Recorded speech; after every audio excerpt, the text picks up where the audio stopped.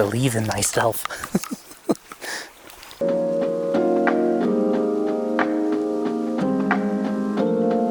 Hey, everybody. I thought today would be fun to get really full of ice cream and then hike up a mountain and bring my wife. And so that's what we did. And look. Not too bad. I feel like whenever I come to a spot like this, I immediately go for my 20mm lens, which is what we're seeing, so I can capture everything. Just more often than not, it leads to not my favorite photos. It gets everything in one picture, but it doesn't necessarily make for a super compelling photo.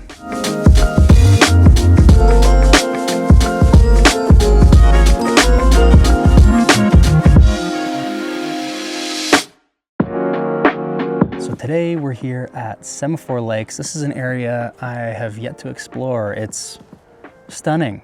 A little bit of a cheat code for today's video for landscape photography, but what can I say? The ice cream needed to take me down a notch. I've been doing landscape photography for a very long time, and recently I have found that more often than not, when I reach for my wide lens, I'm just not getting the photos that are compelling to me. And if you're anything like me, you're fairly critical of your own work.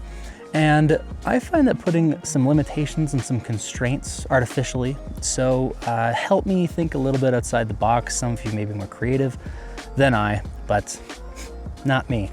I brought this. This is the cheapest lens I own. It's the 50 1.8. It was the first lens I got for my full frame camera, my A7R III, many years ago.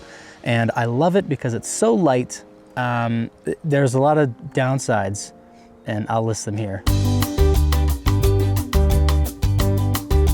But it's very light, so it's nice to throw into my bag, and it's not too tight in which I can't get a lot of the landscape that I'm looking for, but it allows me to focus on certain things in the frame. So I'm gonna go take some photos. We'll check back in later.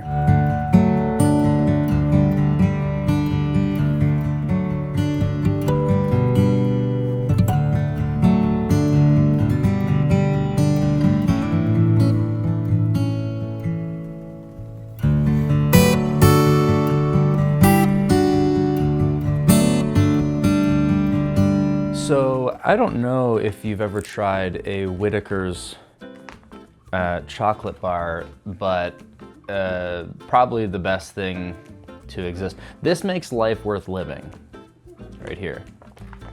And I swear I can eat one of these in one sitting. 1,200 calories.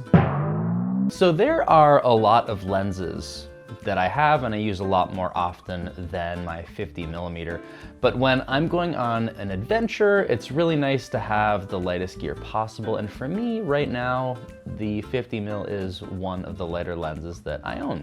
It's not the most technically perfect lens, but it is something like $300 brand new, and the images are pretty good, all things considered. Would I recommend this for a professional studio photo shoot?